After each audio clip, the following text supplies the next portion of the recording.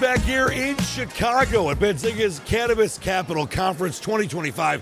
Having a great time. It's about to get a lot better because Nick Kovacevic, my man, the Corporate Relations Director of CCELL, is back for more. I'm back for more. Back like I never left. And listen, I mentioned yesterday I had this great blue poppin' jacket. You have one-upped me with that brilliant piece you have on today. You know, we got to stand out any way we can. So, well, you stand out on your own. Listen, for those that don't know about CCELL, you guys are an enormous company. Let everyone know what you guys are all about. Yeah, so CCELL, our parent company, S'more, is a large company, the largest e-cig maker in the world, headquartered out of China.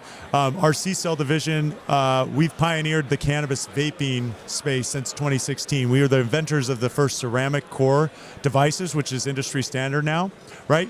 But we're taking it to another level. Right now, we have a set of innovation that's coming out. We're showcasing what our capabilities are that's totally different than what this industry's seen. So we're thinking of where's this is going next. You know, skate where the puck is going.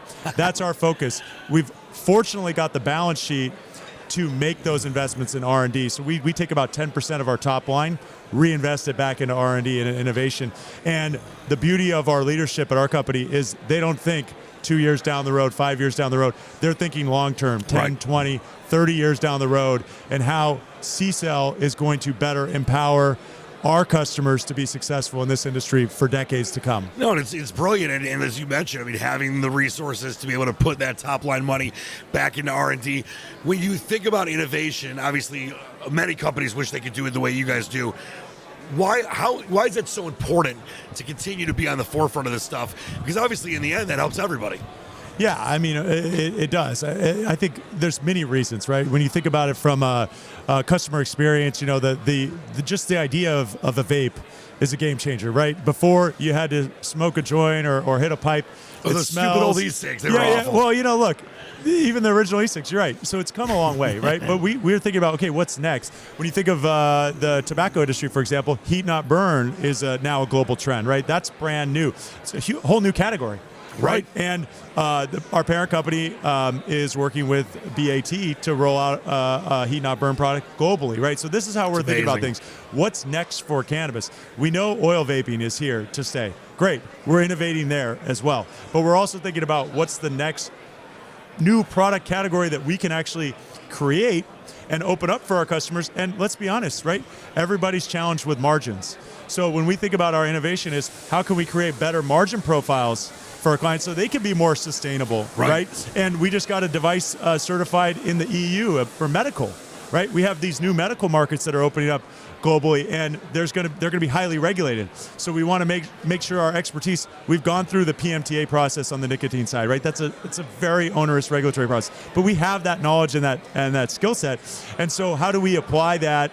Those things that we've learned maybe on the global nicotine side back to this smaller, more niche cannabis industry that has aspirations of going global, and the trends are showing that we have that trajectory, but we need the infrastructure, right? And we could be a critical player in that. That's so beautifully said, and back to your point about being able to leverage the experience you have in nicotine, it puts you kind of you know standing alone in many ways, where you guys have that experience and can figure it out from there when others can't. Yeah, and I think that's what's resonating with our customers is, you know, thinking of it more of a partnership, right? If you want to be really transactional, then you're only focused on giving me the best price right now or the best credit. Like, we want to do that too. Trust me, we want to support our customers. Our prices are very competitive, but we're not interested in a transactional relationship. We're interested in a long-term partnership. Because everyone grows that way. Exactly, and we've got this value-add stuff that, you know, if our customers in these cannabis brands are thinking about where they're going to be in 10 or 15 or 20 years,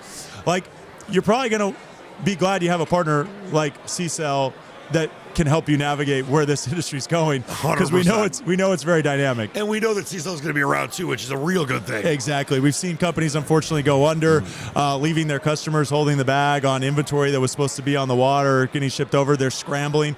So to partner with somebody with such a strong balance sheet, I think that's a great value proposition in this climate. Yep. We all hope there's another wave of cannabis capital that gets unlocked, hopefully with some regulatory reform at the federal level. But in this environment, everybody has just got to focus on running their business business profitably?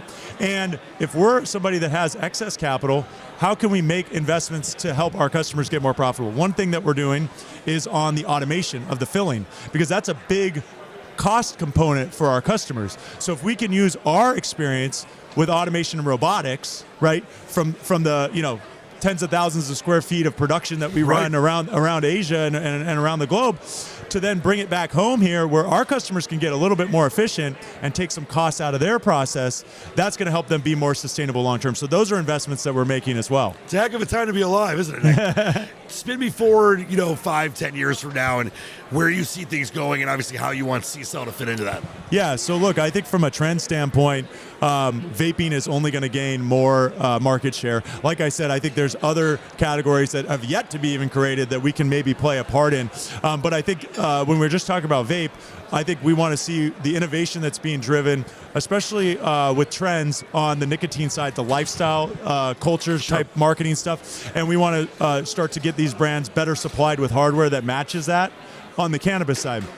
And traditionally, it's been a little bit, regulated cannabis is a little behind the curve when it comes to consumer lifestyle trends, right? So I think we want to flip that switch, and some of the new devices that we're showcasing have some really kind of innovative tech. I mean, you're talking about LCD screens, you're talking about Bluetooth technologies, you're talking about on the inhalation side stuff that can really maximize the cloud. All kinds of cool stuff that consumers will dig. So we're focusing in on the consumer, but more importantly, how the brands can better impress and access the consumer, right? So powering those brands. And I think if we're thinking 5 to 10 years out, we have to talk about regulation, right? What's the regulation going to look like? I mentioned the devices we got approved in the EU for the medical. We can expect probably, if the federal government legalizes, some FDA oversight. Sure. And so navigating, we've seen on nicotine what happens when they require, that's the PMTA process for the nicotine devices. Well, we can expect something similar coming to cannabis landscape. So we want to be ahead of the curve, making sure that the products that we're bringing to market meet those strict requirements that we're familiar with and that we're having to adhere to on one side of our business.